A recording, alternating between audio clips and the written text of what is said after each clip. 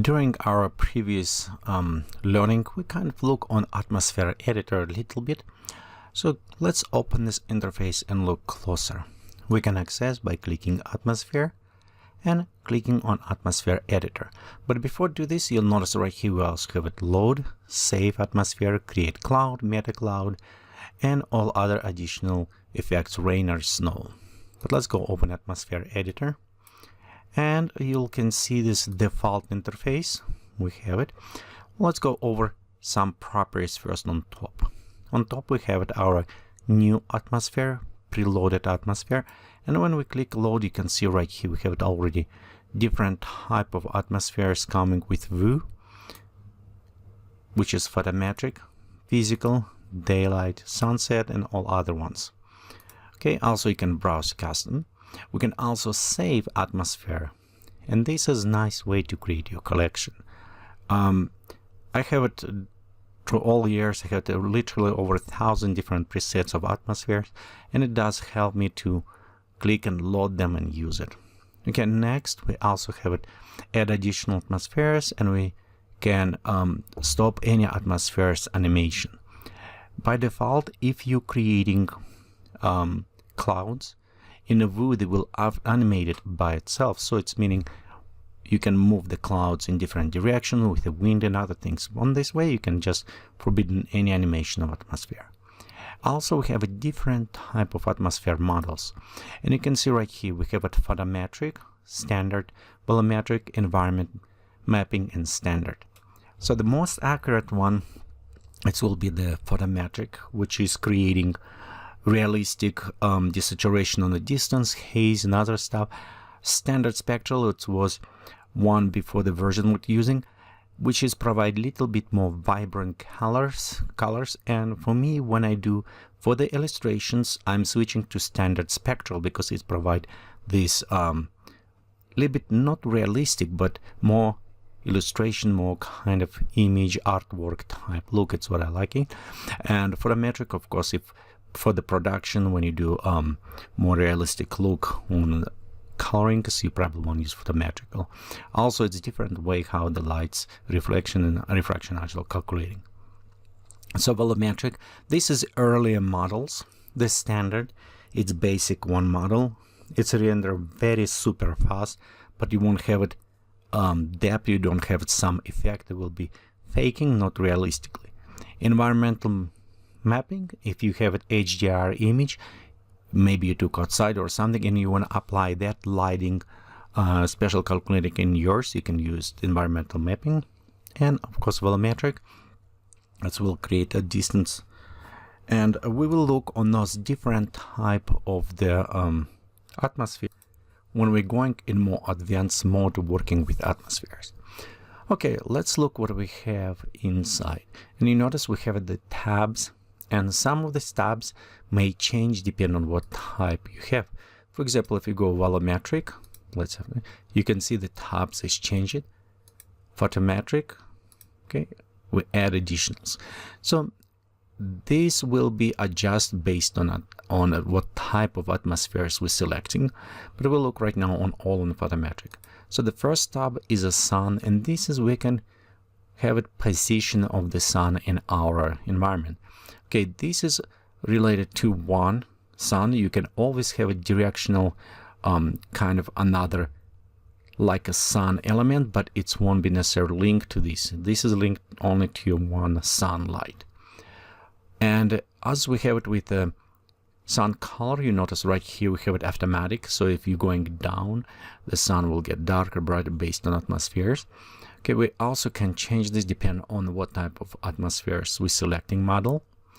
Position of the sun, this is actually very useful if you are shot outside some images and you want to integrate it with camera or integrated your image environment with some other ones. You can use it real world locations. So in this case, you can specify where you locate it on a map and specify what time, date, and all additional properties. In this way, sun will set in exactly the same position as was in that place. This is actually a very nice option to do this. Okay, let's go next. We have it the custom, where you can adjust azimuth and pitch. Remember, this is also will update it if you go just click on a sun here and move it. You can see the properties will update it as well. Okay, next we also attach sun to camera direction, so it will kind of start pointing on the sun. Let's enable this. Click OK. We'll move sun around here. Let's bring up because I put it way down. And you can see as I'm rotating, you see right here direction arrow, it's pointing towards the camera. Okay, so let's go ahead next. Atmosphere editor, open more. Okay, size of the sun. This has allowed us to create how big sun will be as we view.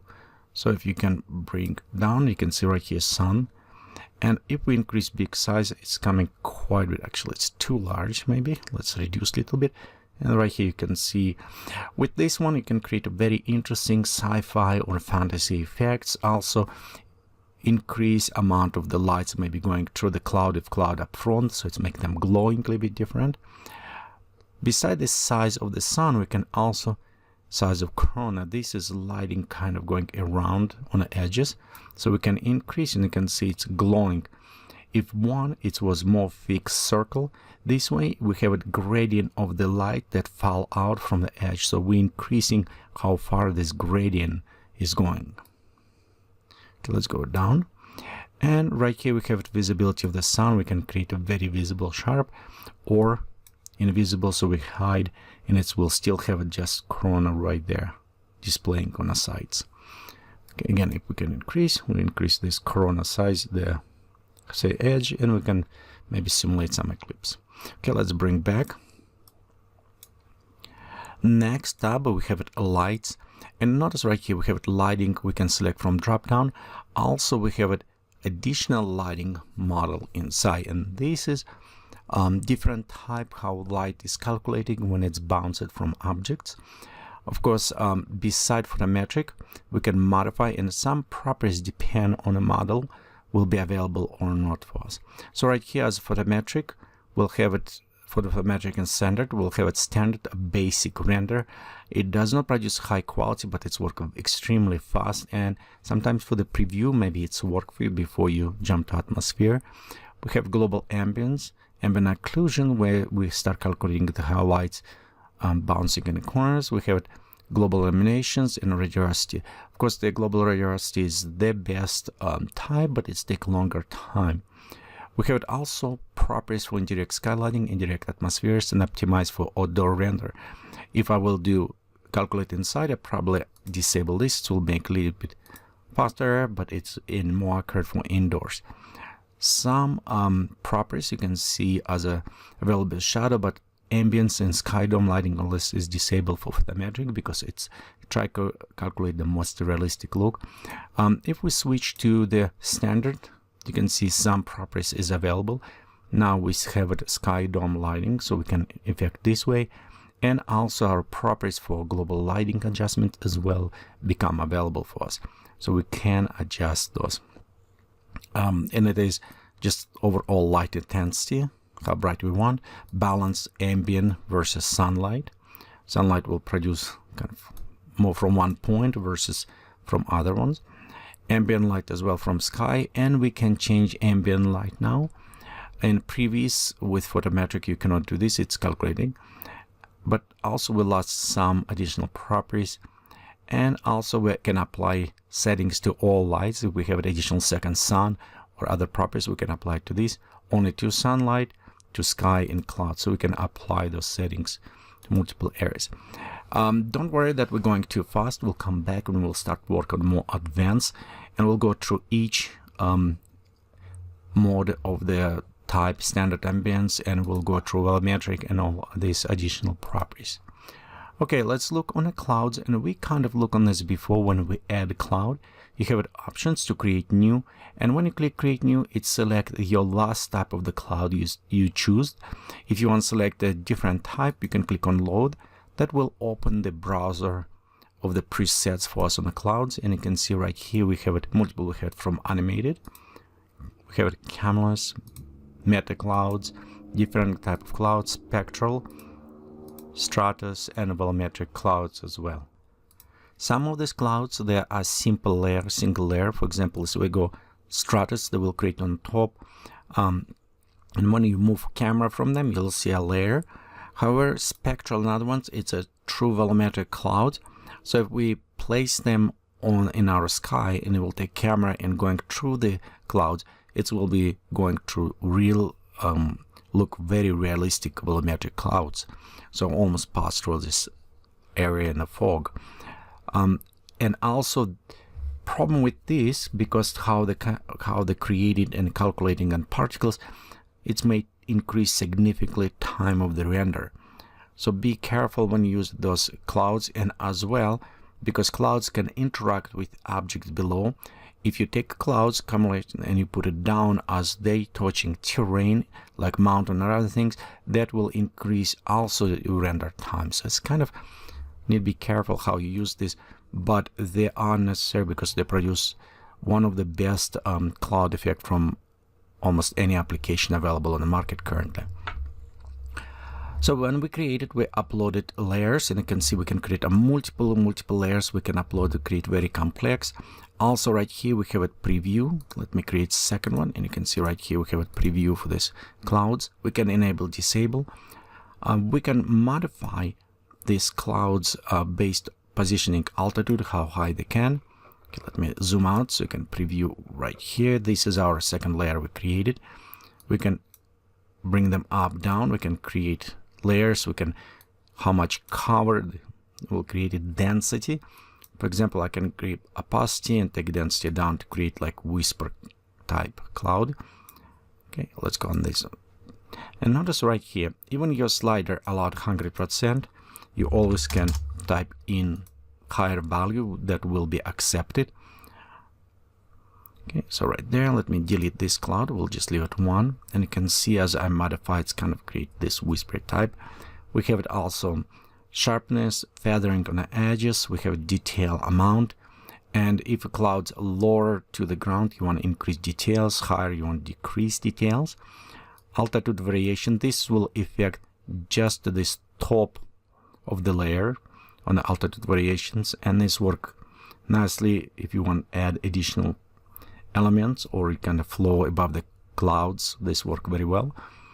Also we have it ambient light, how much they will accept going ambient light through them. You can see right here density was kind of increasing. Okay, let's go down. And also shadow density, how much shadow they will cast on the ground from them as a light. So we increase, and some of the shadowing start opening. We have it also cloud animations here. Set velocity, rate of change in direction for the cloud, so we can animate them.